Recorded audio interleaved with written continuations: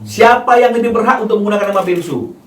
Ruben Onsu yang sudah ditetapkan boleh menggunakan nama Bensu sebagai singkatan namanya, atau orang yang berubah nama jadi dari Benito ke Beni Sujono, kemudian dia sendiri menyingkat namanya menjadi Bensu? Yang mana yang berhak?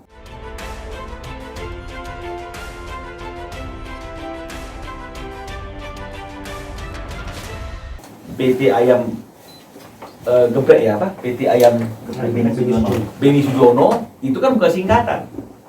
Kalau kita jelas penetapannya Bensu. Mereka juga ada penetapan nama, tapi penetapan nama dari Benito ke Beni Sujono. Nah sekarang saya tanya, mana orang yang lebih berhak menggunakan nama Bensu? Sesuai dengan aturan hukum, siapa yang lebih berhak untuk menggunakan nama Bensu?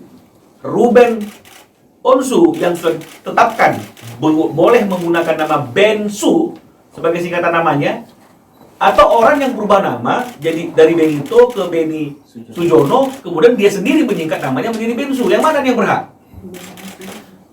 Dalam hal merek, mana orang yang berhak untuk mendapatkan sertifikat merek yang ada unsur Bensunya? Ruben Onsu yang sudah mengambil alih first to file pendaftar pertama tahun 2015 menjadi miliknya, atau orang lain yang tidak punya first to file Bensu ini? Jelas ya? Betul dong? Karena kalau mengenai masalah kata-kata di depan itu kan kata-kata yang bersifat umum. Geprek, ayam, geprek, bakso, nugget, lontong, apapun di depan itu kan kalimat umum. Loh, itu bahasa umum loh. Iya benar. Public domain. Yang membedakan ketika ada di belakangnya Bensu. Jadi yang kami persoalkan sebenarnya bukan merek itu secara keseluruhan. Yang kami persoalkan sebenarnya adalah kata-kata penggunaan Bensunya. Kami dalam perundingan sudah mengatakan kepada mereka, silakan gunakan namanya, dipanjangkan saja Ayam Geprek Beni Sujono, kan memang itu brandnya mereka. Kalau kami kan memang ada penetapan Bensunya. Nah, jadi jangan bicara mengenai masalah historis. Karena kalau bicara masalah historis, nanti akan ada dua cerita yang mungkin berbeda. Ya, contohnya seperti pengalaman kita, satu mobil menuju satu tempat, macet, ada hal-hal lain yang kita alami dan temui di jalan. Tapi ketika masing-masing bercerita, pasti ceritanya berbeda. Betul tidak? Di tempat yang sama, di waktu yang sama, tapi ketika disuruh menceritakan ulang runtutan kejadiannya, pasti akan berbeda. Itu lumrah. Itu kalau bicara mengenai masalah historis. Itulah yang nanti akan diklarifikasi oleh klien kami Jordi Onsu. Ya, tapi kalau secara legal, ya saya tidak mau membenarkan diri sendiri, tidak mau membenarkan klien saya sendiri. Jika sudah ada penetapan Pengadilan Negeri Jakarta Selatan yang menyatakan, ya, Ruben Onsu itu adalah Bensu, kemudian ada merek Bensu, ini yang menghalangi siapapun yang mendaftarkan merek yang ada unsur Bensu sudah ditolak, udah kami ambil alih, kami daftarkan, keluar, terus tiba-tiba ada orang lain lagi yang keluar, kami tuntut, itu normal saja. Ya, jadi kalau misalnya kemudian orang mengatakan pemilik Bensu yang sesungguhnya, ini nggak benar. Pemilik Bensu yang sesungguhnya, ya Ruben Onsu juga sesuai dengan sertifikat Bensu. Inilah pemilik yang sesungguhnya.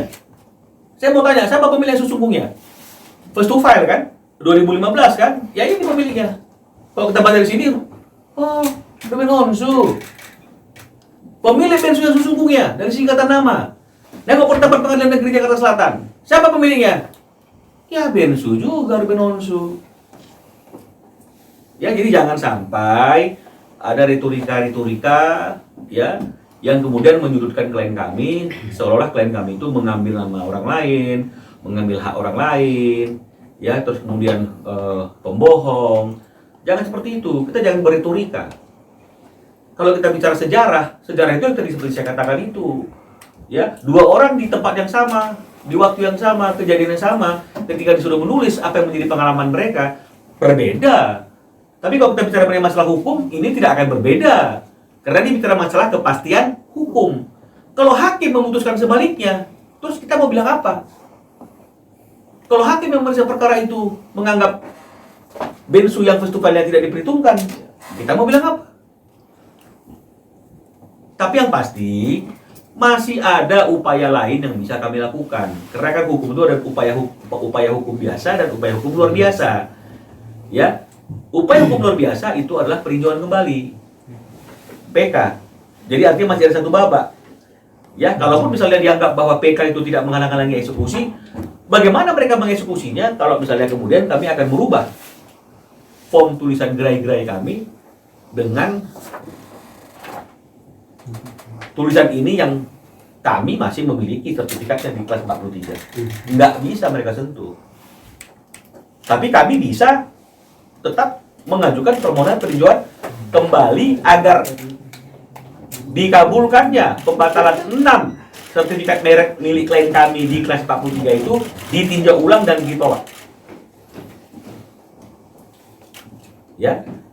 Jadi inilah sebenarnya makanya karena selalu mereka yang memulai pertemuan dengan kita dengan spirit kekeluargaan, musyawarah, kita ya respon. Memang kita juga maunya seperti itu.